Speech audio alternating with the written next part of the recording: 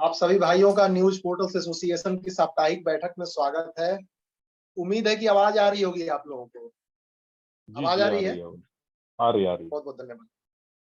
सबसे पहले मैं माफी चाहूंगा कि आज जो है विलम्ब हो गया, कहीं सुबह निकलना पड़ गया था और ट्रैफिक दिल्ली का बहुत और उत्तम नगर में मैं रहता हूँ। ये एरिया जो है ट्रैफिक के मामले में पता नहीं कब फ्लाईओवर, गणेश जी तो जानते हैं, वो भी इसी एरिया के फ्लाईओवर करता तो सालों धर्ताओं में साल से बन एक है। रहे थे। सालों साल बन रहे फ्लाईओवर। बहुत ज्यादा बहुत जब ज्यादा तक बहुत ज्यादा बहुत जब ज्यादा। तक बनता है तो पुराने वाले की जो डेट एक्सपायर हो जाती है। हाँ सही बात है। अब यहाँ पे गणेश भाई सुन रहे हैं आप? और मित्र लोग हैं, 2-4 मिनट तो हो जाए, 2-4 मिनट में स्टार्ट करते हैं, ज्यादा देर इंतजार नहीं करेंगे। तो समस्या ये है कि यहाँ बहुत ज्यादा चीजों की जरूरत नहीं है, कुछ चीजों की जरूरत है। जैसे कि एक मान लीजिए कि कोई फ्लाईओवर हो गया, कहीं अंडरपास हो गया, बस इन चीजों की जरूरत है और हेवी ट्रैफिक है। लेकिन हाई फाई एरियाज में तो थोड़ा बन जाता है और ये वेस्ट दिल्ली का एरिया थोड़ा सा लग रहा है कि अनदेखा टाइप का हो जाता है। बहरहाल सभी जगह पे जो है उसका हर साल जो है एस्टिमेट रिवाइज होता है ना, तो इसलिए कौन चाहता है कि उसको जल्दी से बने। वो थोड़ा ठीक बात, ठीक। जो है डिले, जितना डिले हो सके उतना डिले किया जाए, जनता को त्रस्त किया जाए, तभी अगले समय वोट मांगा जाए कि भाई देखो हम इसको दुरुस्त करेंगे, इसके लिए हमको वोट दो। अब वोट मांगने के लिए कुछ तो बहाना चाहिए ना नेताओं को। कुछ सब कुछ कुछ तो सही बहाना होगा तो चाहिए। देखिए हमारे यहाँ पे एक अजीत पवार करके जो है ना, डिप्टी सीएम थे पहले, अभी तो नहीं है, लेकिन वो एक बार हमारे यहाँ पे आए थे। तो हमारा यहाँ ड्राउट का एरिया है, तो उस समय जो है सभी जो लोगों की मांग थी कि हमें पानी चाहिए नदी का जो इसके लिए, तब उसने स्टेज के ऊपर से बोला, जो पानी मांग रहे थे उनको, जो नेता थे, बोला देखो हमारे इधर हमने पानी दिया है। तो बोला हमारी जो सभा होती है तो उसमें कोई भी नहीं आता, अब ये जो लोगों को आप पानी दोगे तो तुम्हारी सभा में कोई नहीं आएगा। क्लियर कहा था, उसका रिकॉर्डिंग भी है। अब ठीक बात। ये तो असलियत है इसमें कि मतलब प्रॉब्लम खत्म हो गई तो कोई नहीं आएगा, सही बात है। हाँ, नहीं कोई नहीं आएगा। अभी अभी देखिए, अगर हम लोग मीटिंग करते हैं या कुछ करते हैं तो हम लोग क्यों करते हैं कि हमारा ज्ञान बढ़ाना है, ये करना है, वो करना है। तो ठीक हम लोगों ठीक। का अगर अच्छी अंबानी जैसे अगर फैक्ट्री होती तो क्या हमको जरूरत थी मीटिंग करने की? ठीक हमें बात, ठीक हमारा बात। जो सुझाव देने वाला बंदा है वही हमको रिपोर्ट करता है कि भाई इस फैक्ट्री में हाँ इतने करोड़ रुपए का फायदा हुआ है, उसमें इतना करोड़ का फायदा हुआ है, और ये अफ्रीका में फैक्ट्री लगानी है, इंडोनेशिया में दो चार फैक्ट्री लगानी है। तो बस खत्म हो गई कहानी। यहाँ पे समय बर्बाद किसको करने के लिए टाइम है? ठीक बात, ठीक बात। तो इसीलिए प्रॉब्लम को खत्म नहीं करना चाहिए, प्रॉब्लम को जिंदा रखना हाँ, चाहिए। प्रॉब्लम को जिंदा रखना है, तभी तो यही तो जिंदगी का नाम है। चलिए खैर, आगे बढ़ते हैं। बहुत लोगों का गौतम जी का स्वागत है, गणेश भाई है, राम लखन मौर्य जी है, सदानंद जी, जिला 24 लाइव लाइव। भाई आप लोग अपना नाम लिखिए, नाम से बुलाएं। अभी हम लोग कम से कम, कलयुग बेशक है लेकिन हम लोगों का नाम जो है सतयुग वाले हैं सबके। गणेश, अशोक, गौतम, मिथिलेश, राम लखन, सारे सतयुगी नाम है। तो आप लोग अपना मोबाइल ऑन करके रखिए, कम से कम भगवान का नाम लेंगे हम लोग तो कल्याण होने की संभावना रहेगी। गणेश भाई कहाँ आप चले गए? नहीं, ये देखिए सार्थक चीजें हैं और सच बात है कि प्रॉब्लम को मैंने देखा, ये प्रवृत्ति देखी है कि प्रॉब्लम को समझने में बहुत लोग विलंब एक तो लगाते हैं और उसको सॉल्व भी इतनी धीमी गति से करते हैं कि जब तक वो प्रॉब्लम सॉल्व होती है तब तक तो लोग उसके अभ्यस्त हो चुके होते हैं। ठीक है, कुछ ऐसा एग्जाम्पल है कि लोग जो है कहीं किसी भीड़ भाड़ एरिया में किसी एक कोने को टॉयलेट बना लेते हैं और ये प्रॉब्लम जब तक नजर आती है तब तक लोगों की आदत बिगड़ चुकी होती है और टॉयलेट बन भी गया तो भी वो कोना ही ढूंढते हैं कि भैया टॉयलेट कहाँ जाया जाए। ये अंदर दरवाजे के अंदर जाने की मानसिकता नहीं होती है, वो ये उधर अशोक की जी, ये उधर ही बड़ा काम। साइकोलॉजिकल है। देखिए अगर आदमी मान लीजिए कि कोई प्रॉब्लम है किसी चौराहे पे और 4-5 साल तक वो किसी कोने में जाके टॉयलेट कर रहा, करेगा ही जहाँ मजबूरी है। और गवर्नमेंट ने उसको बनवा भी दिया 5 साल बाद, 7 साल बाद, तो 7 साल में तो उसकी आदत पड़ चुकी होती है। गौतम भाई क्या कहेंगे? थोड़ा चूंकि पत्रकारिता की दृष्टि से इस पे जी भी चर्चा हो ही जा रही है और बड़ा इंटरेस्टिंग मुद्दा है कि हम लोग जो जी देखते हैं समस्याओं को। मित्र अपना परिचय, शायद आप पहली बार आए हैं जिला 24 लाइव नाउ से, एक बार अपना परिचय जरा दे दीजिए तो फिर आगे की तरफ चलते हैं हम लोग। तो स्विच ऑफ हुआ, ठीक है, ठीक है, आगे बढ़ते हैं हम लोग। तो गौतम भाई, जैसे कि बड़े मुद्दों को हम लोग कैसे देखते हैं, प्रशासन कैसे देखता है, नेता कैसे देखते हैं, और कैसे सॉल्व होता है वो मुद्दा, क्या प्रक्रिया होती है और इतनी देरी क्यों हो जाती है चीजों को समझने में कि वो प्रॉब्लम सॉल्व होना ना होना उसका कोई तुक नहीं रहता। गौतम भाई, क्या एक पत्रकार के तौर पे आप कैसे देखते हैं इन चीजों को? अधिक तो नहीं कह सकते हैं, जब तक प्रशासन जो है खबरों को देखे, पहले पहले आम व्यक्ति जो है प्रशासन तक पहुंचे, प्रशासन के द्वारा मीडिया को प्रेस विज्ञप्ति के माध्यम से दिया जाए, तो खबरें जब प्रकाशित की जाती हैं हम लोग, तो उसका प्रभाव पड़ता है। इस प्रकार जब खबरें पोर्टल पर या प्रेस या प्रिंट मीडिया के माध्यम से, इलेक्ट्रॉनिक मीडिया के माध्यम से, यूट्यूब के माध्यम से प्रसारित होती है, तो खलबली मच जाती है। अधिकारी तक मौन नहीं रह पाते, तब तो उनके ऊपर लांछन लगने लगता है। वो कहते हैं कि यार ये ऐसा तो हो गया, ऐसा नहीं होना चाहिए, तो वो सक्रिय हो जाते हैं और समस्याएं हल हो जाती हैं, वो जनता के बीच में फिर आते हैं।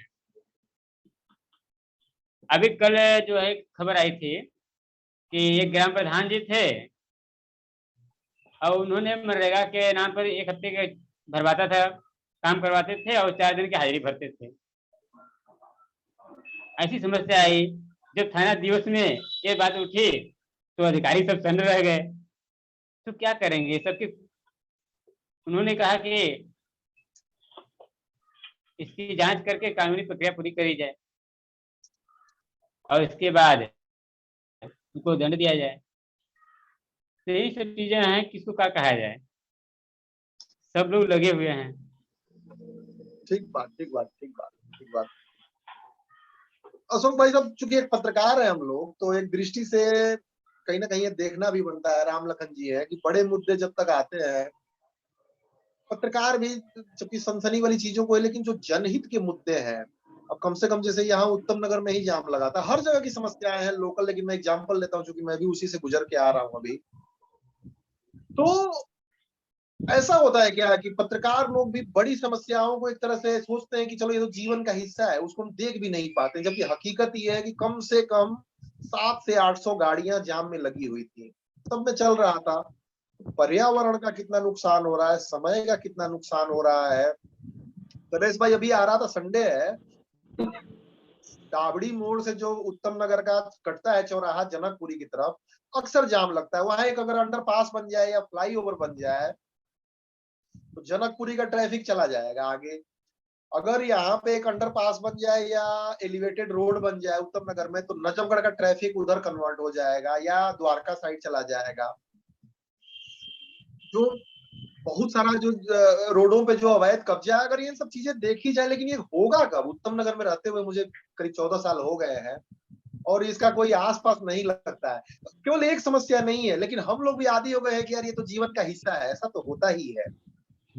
गणेश भाई थोड़ा इसको, दो हाँ, चीज हो जाए ना, आप ही के पास मैं आ रहा हूँ।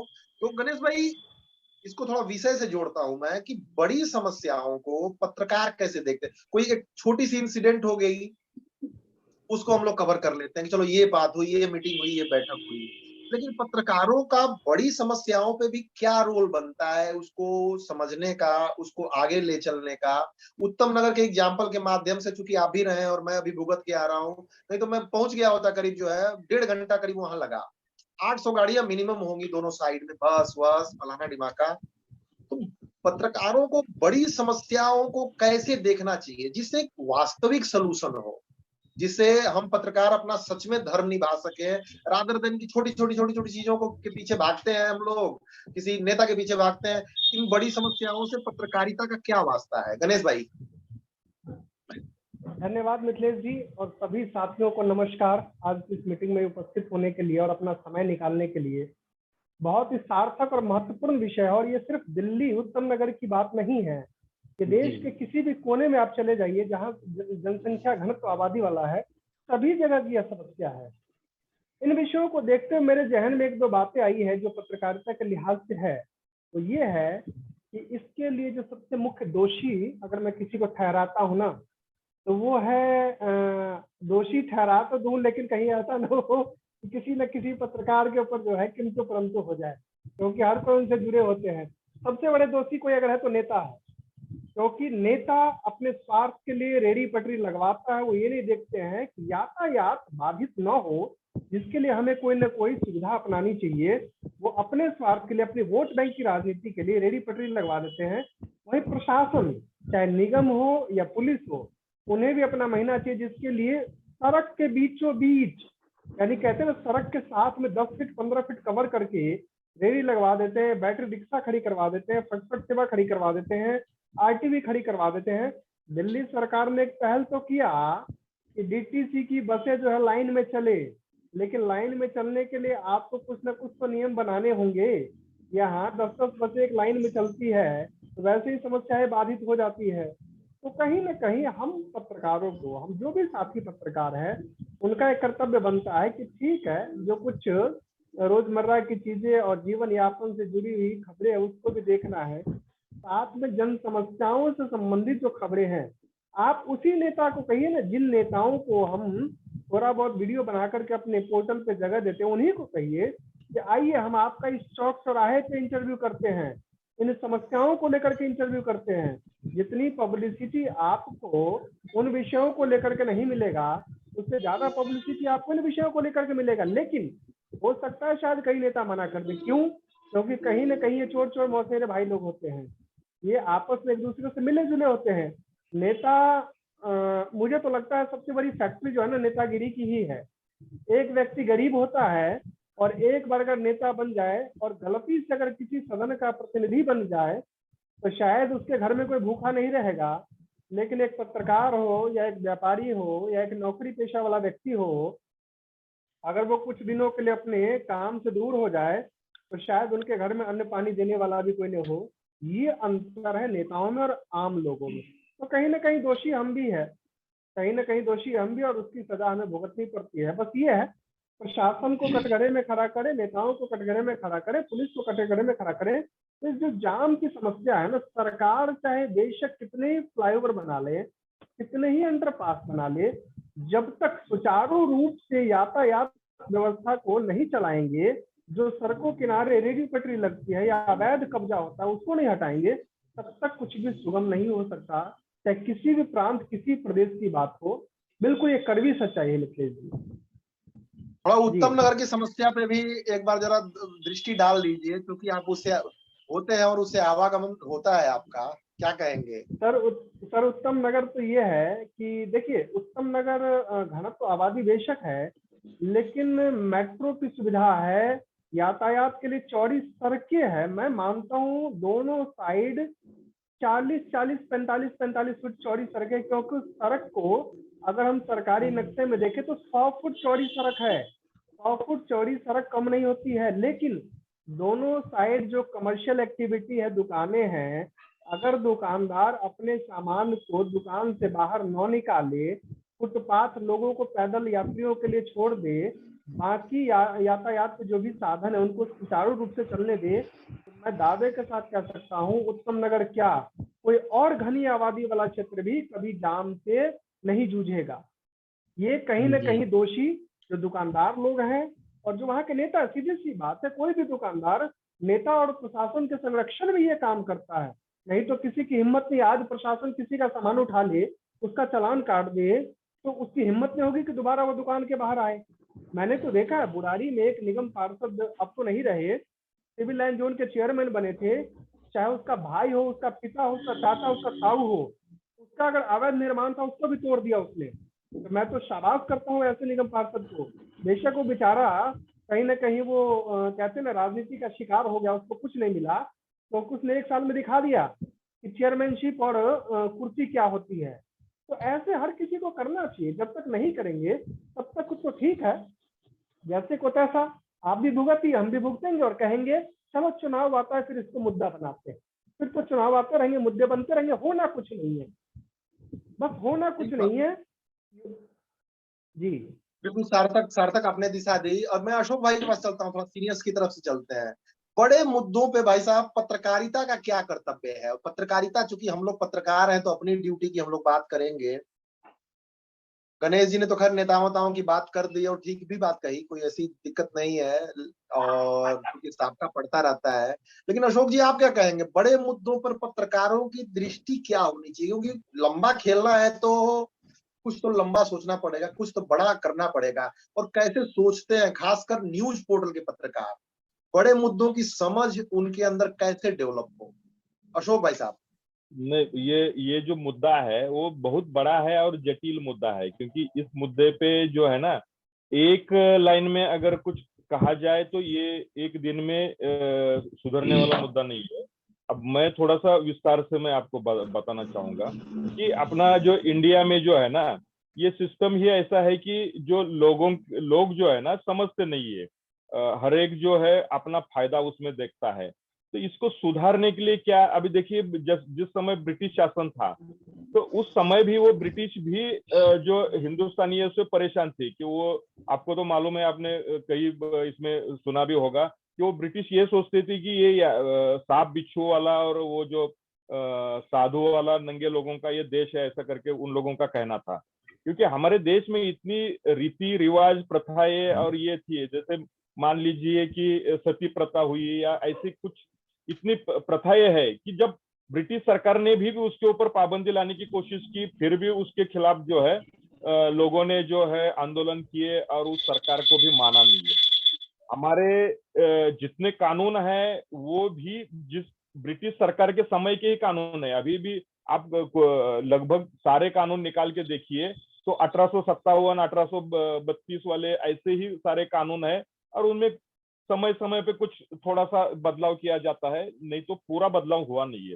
लेकिन फिर भी देश जो है थोड़ा बदल रहा है अपना, कि जो उस समय की जो अनिष्ट प्रथाएं वगैरह थी, तो उनको तो काफी हद तक जो है पीछे छोड़ चुके हैं। तो यहाँ पे जो बड़े मुद्दे की हम बात कर रहे हैं कि ये अंडरपास होना चाहिए, ये होना चाहिए, वो होना चाहिए, तो इस चीज के लिए भी जो है ना देश को तैयार होना चाहिए।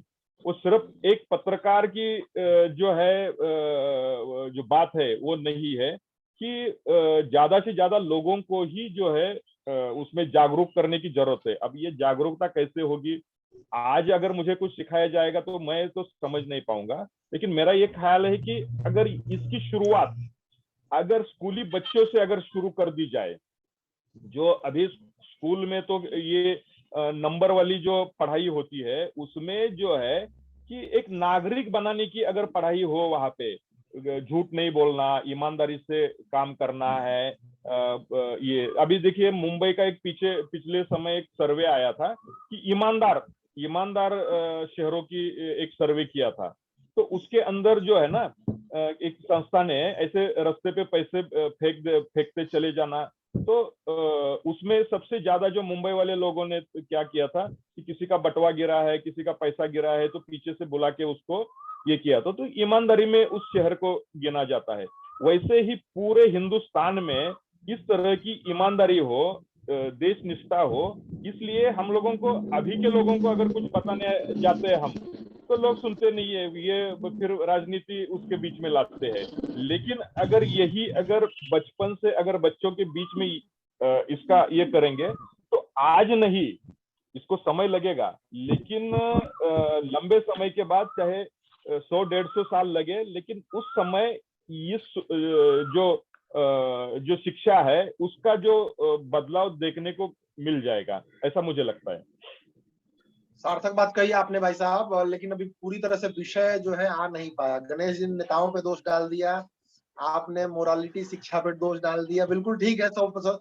बट जो मूल क्वेश्चन है, जो हमारा कर्तव्य है कि एक पत्रकार को अपना काम करते हुए, बाकी तो खैर वास्तव में कोई भी विषय बहुत बड़ा विषय होता है और उसकी बहुत धार होती है। तो मैं राम लखन जी को बुलाऊंगा। राम लखन जी, पत्रकार का क्या कर्तव्य है बड़े मुद्दों पे, जो भी जन समस्या के मुद्दे हैं, टॉयलेट का मुद्दा हो गया, जो भी आपके शहर में मुद्दे हो गए, रोड का मुद्दा हो गया, कहीं ट्रैफिक जाम का मुद्दा हो गया, कहीं जो है गुंडागर्दी का मुद्दा हो गया, जो बड़े मुद्दे हैं जिनसे जनता बड़े स्तर पर प्रभावित होती है, तो पत्रकारों का सीधा कर्तव्य तात्कालिक क्या है, दीर्घकालिक क्या है। बाकी तो दो बड़े भाइयों ने बात की, आप बताइए पत्रकारों के संदर्भ में। सर आप सभी को हमारा प्रणाम। स्वागत है जी सर। सर हम ये कहना चाहते हैं कि पत्रकार वही मुद्दा उठा सकता, चाहे छोटा हो या बड़ा हो, पहले तो अपने निजी स्वार्थ से हट के हो और अपने स्वार्थ के लिए किसी को ब्लैकमेल न किया जाए। यदि हम किसी को ब्लैकमेल करेंगे या अपना स्वार्थ से अगर कोई मुद्दा उठाएंगे तो उसमें हम कामयाब नहीं होंगे। बहुत बड़ी बात आपने कह दी भाई साहब। पता चल रहा है रेहड़ी पटरी वालों की फोटो खींचने गए और हमको ही पकड़ा दिया गया एक हरी नोट, और हम भी खुश हो गए उसमें। आपने कम शब्दों में बड़ी अच्छी बात कह दी। और हो सकता है कि पत्रकार लोग ऐसा होते भी हों, ऐसी चीजें भी होती हों, या सोचते हो कि इनसे हमें विज्ञापन कहाँ से मिलेगा जन समस्याओं के मुद्दे से। जी बिल्कुल लेकिन ठीक याद कह रहे रखना हैं। पड़ेगा हमें, दोषी खासकर कहीं न कहीं जो दोषी हमारे पत्रकार साथी जी हैं। ठीक बात जी तो हम तो मतलब कहते हैं ये है कि नेताओं भाई को चमकाइए, जरूरी है नेताओं को चमकाइए, लेकिन उससे कहिए ना भैया जो जन समस्या है उस पे आकर के आप एक बाइट दे दीजिए ना, ये जाम लग रहा है इसके लिए आप लोग क्या कर रहे हैं, कल को अगर चुन के आते हैं, कल को चुनाव लड़ते हैं तो आपकी क्या योजना होगी। ये जो आम लोगों से जुड़ा हुआ समस्या है इसके लिए आप क्या कर रहे हैं।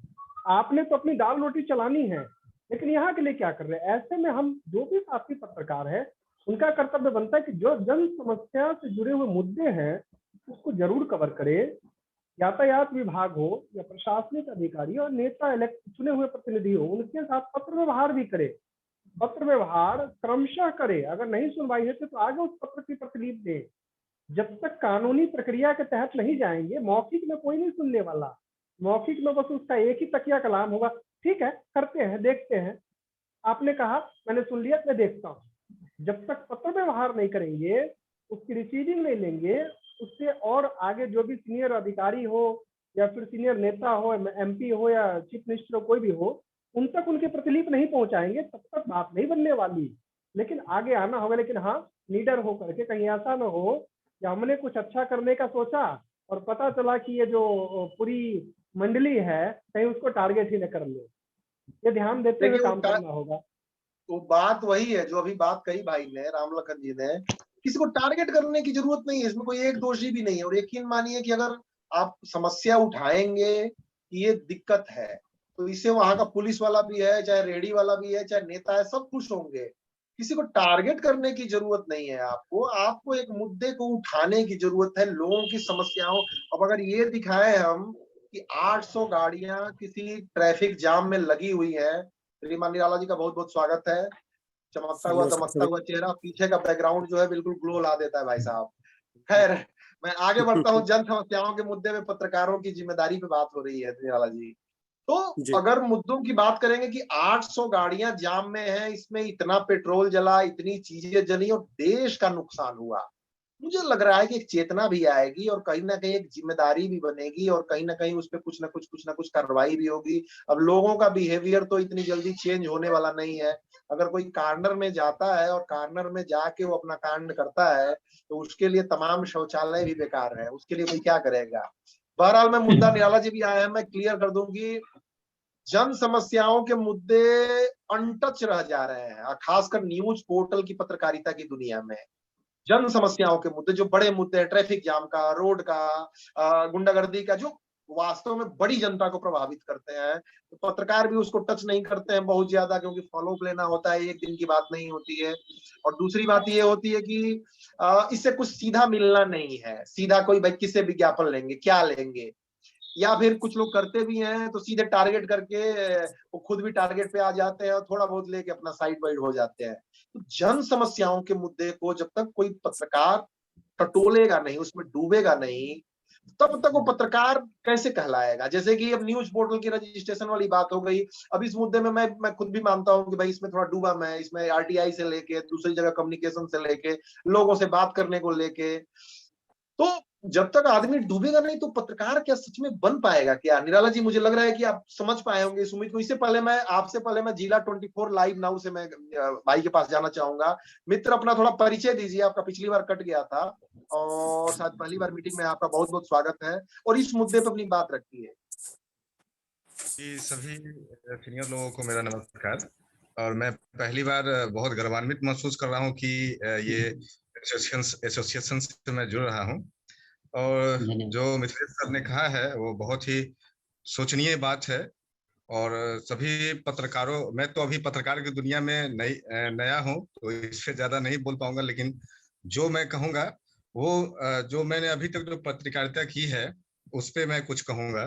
जैसे समाज में सबसे बड़ी जो विडंबना है सर, वो समाज के कुछ ऐसे लोग हैं जो सिर्फ अपने फायदे के लिए जीते हैं और समाज के लोगों को भ्रमित करते हैं, और शुरुआत में अपने जो वोट बैंक बनाते हैं उसके लिए कुछ कुछ वो लोग, जैसे कुछ ही दिनों पहले, मैं बिहार से सर बिलोंग करता हूँ, बिहार का मुजफ्फरपुर डिस्ट्रिक्ट है, वहां से मैं बिलोंग करता हूँ। तो यहाँ मैंने एक लाइव जाके एक जैसे नगर निगम का होता है वहां पे कुछ जो बाहरी लोग थे वो आज से नहीं 30-40 साल से वहां अपना डेरा डंडा डाल के कुछ अपना जीवन यापन करने के लिए रोजगार कर रहे थे।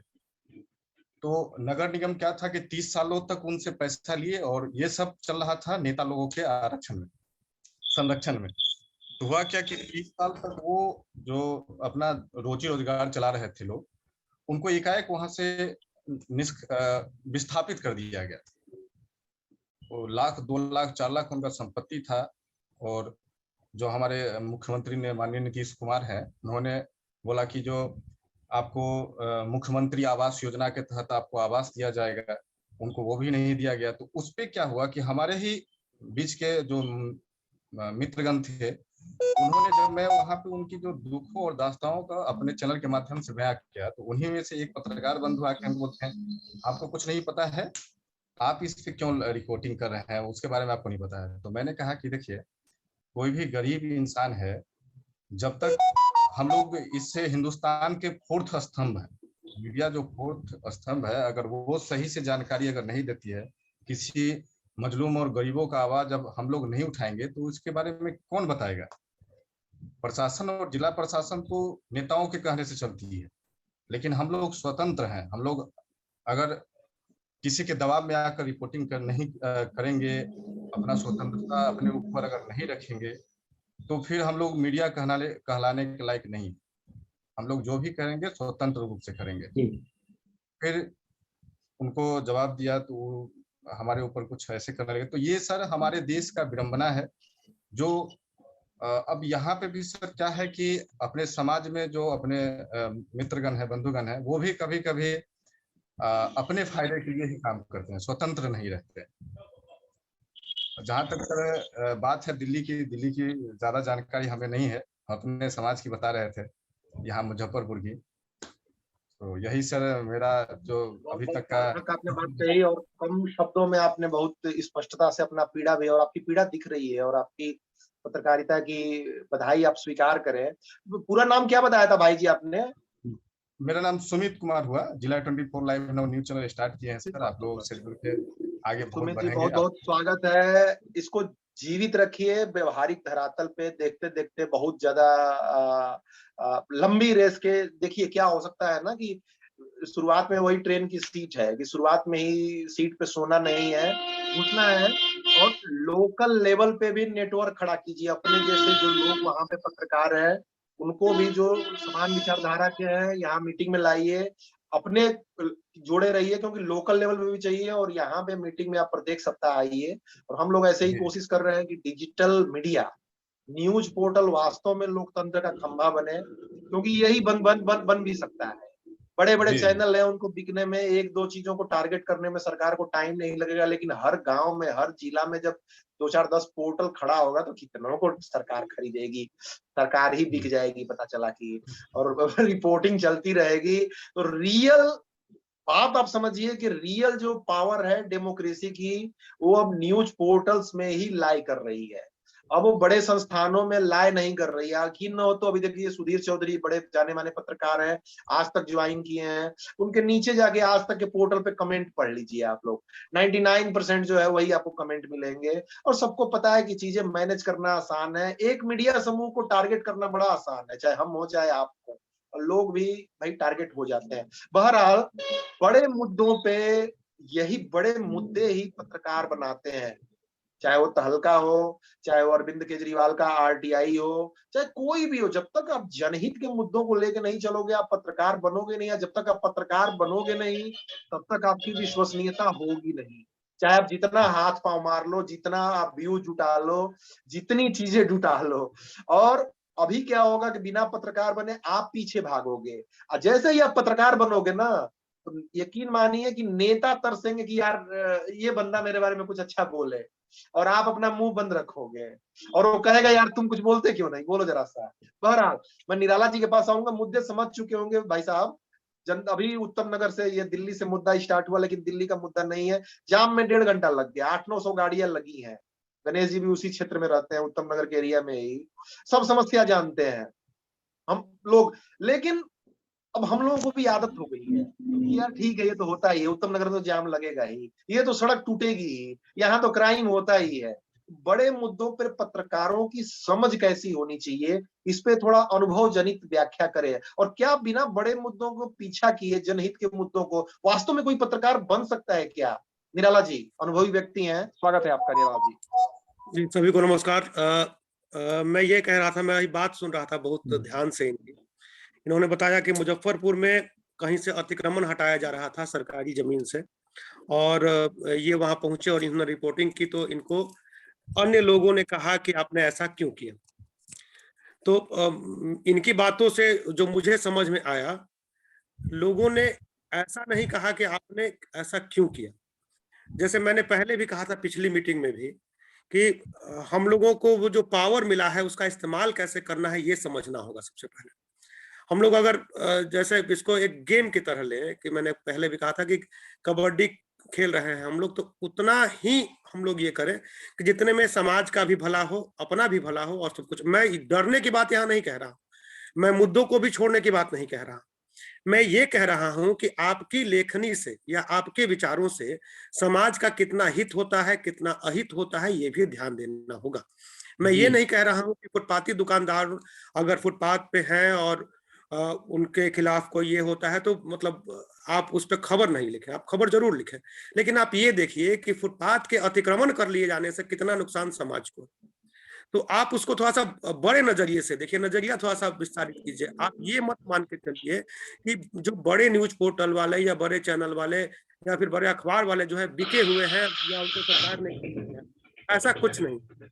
अगर अतिक्रमण हटाने से कुछ गरीब लोगों को नुकसान होता है, तो वही बेतरतीब ढंग से अतिक्रमण कर लिए जाने से कितने लोगों की जान एम्बुलेंस में चली जाती है, वो समय से अस्पताल नहीं पहुंच पाते।